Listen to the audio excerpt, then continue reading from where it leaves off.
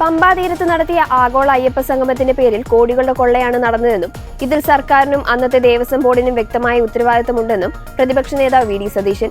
നിയമസഭയിൽ തിരുവഞ്ചൂർ രാധാകൃഷ്ണൻ എംഎൽഎക്ക് ദേവസ്വം മന്ത്രി V N Vasavan നൽകിയ കണക്കല്ല ഹൈക്കോടതിയിൽ സമർപ്പിച്ചതെന്നും അദ്ദേഹം ആരോപിച്ചു.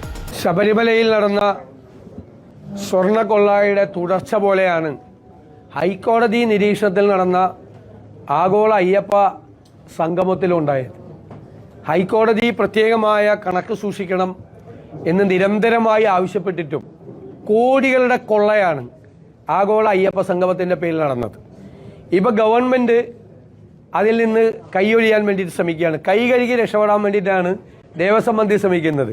മുഖ്യമന്ത്രിയുടെ പടം വെച്ചുകൊണ്ട് കേരളം മുഴുവൻ ഫ്ലെക്സ് ബോർഡ് അടിച്ച് അതിൽ നിന്ന് PR വർക്ക് നടത്തി ആഗോള അയ്യപ്പ സംഗമം നടത്തി രാഷ്ട്രീയ മുതലെടുപ്പ് നടത്താൻ ശ്രമിച്ച ആളുകൾ ഇപ്പോൾ ആരെയും കാണാനില്ല. കട്ടവരെ കാണാനില്ല. ഇപ്പോൾ ആർക്കും പങ്കില്ല എന്താ പറയുക. പിന്നെ ഇത് ആരാ നടത്തിയത്? ഇത് ഞങ്ങളാണ് നടത്തുന്നത്. ആഗോള അയ്യപ്പ സംഗമം അയ്യപ്പ വിശ്വാസികൾക്ക് വേണ്ടി, അയ്യപ്പ ഭക്തർക്ക് വേണ്ടിയിട്ട് ഞങ്ങൾ നടത്തുന്ന ശബരിമലയെ അങ്ങോട്ട് പുനരുദ്ധരിക്കും, ശബരിമലയിൽ മാറ്റമുണ്ടാക്കും, അടിസ്ഥാന സൗകര്യങ്ങൾ വികസിപ്പിക്കും, ഇതൊരു വലിയ ഒരു തീർത്ഥാടന കേന്ദ്രമാക്കി മാറ്റും എന്നെല്ലാം അവകാശപ്പെട്ടുകൊണ്ട് രാഷ്ട്രീയ മുതലെടുപ്പിന് വേണ്ടി ആഗോള അയ്യപ്പ സംഗമം നടത്തിയവർ അവിടെ നടന്ന കൊള്ളയുടെ കഥകളാണിപ്പോൾ പുറത്തു വന്നുകൊണ്ടിരിക്കുന്നത്. കൊള്ളയുടെ കഥകൾ. ഇല്ലാത്ത ആളുകളുടെ പേരിൽ ഭക്ഷണം കൊടുത്തു എന്ന് പറഞ്ഞും താമസ സൗകര്യം കൊടുത്തു എന്ന് പറഞ്ഞും മാത്രമല്ല അവിടെ വന്ന ആളുകൾക്കെല്ലാം VIP പരിഗണനയാണ് കൊടുത്തത്. അത്രയും വലിയ ഫെസിലിറ്റീസാണ്. 5 സ്റ്റാർ ഹോട്ടലുകളിലാണോ അവരെ താമസിപ്പിച്ചത്? 5 സ്റ്റാർ ഭക്ഷണമാണോ അവിടെ കൊടുത്തത്? അവിടെ നടന്ന പരിപാടി എന്താണ്? അവിടെ ഗാനമേള നടത്തി എന്ന് പറഞ്ഞ് ബില്ല് എഴുതിയെടുത്തിരിക്കുക. എന്നിട്ട് അവസാനം ഗാനമേളക്കാർ പറഞ്ഞു ഞങ്ങൾ നടത്തിയിട്ടില്ല. ഇതിൻ്റെ പേരിലൊക്കെ തട്ടിപ്പാണ് നടത്തിയിരിക്കുന്നത്. ദേവസ്വം ബോർഡ് ഗവൺമെൻറ്റിന് പങ്കുണ്ട്.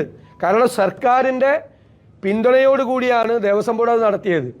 ഈ സർക്കാർ നടത്തിയ പൊളിറ്റിക്കൽ അപ്പോയിൻമെൻ്റാണ് ദേവസ്വം ബോർഡ് പ്രസിഡന്റും അന്നത്തെ അംഗങ്ങളും എന്ന് പറയുന്നത്. ഇവരെല്ലാവരും കൂടി ചേർന്ന് നടത്തിയതാണ്.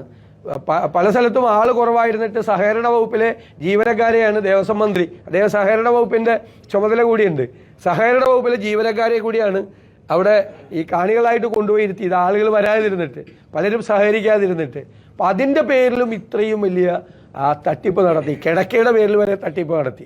തിരുവഞ്ചൂർ രാധാകൃഷ്ണൻ MLAക്ക് ബഹുമാനപ്പെട്ട ദേവസ്വം മന്ത്രി നിയമസഭയിൽ കൊടുത്ത കണക്ക് ഇതിനൊക്കെ ന്യായീകരിക്കുന്നതാണ്.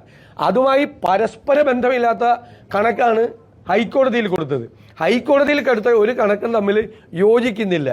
അയ്യപ്പൻ്റെ പേരിൽ വേണോ ഈ തട്ടിപ്പ്? എനിക്ക് മുഖ്യമന്ത്രിയോട് ചോദിക്കാനുള്ളതാണ്.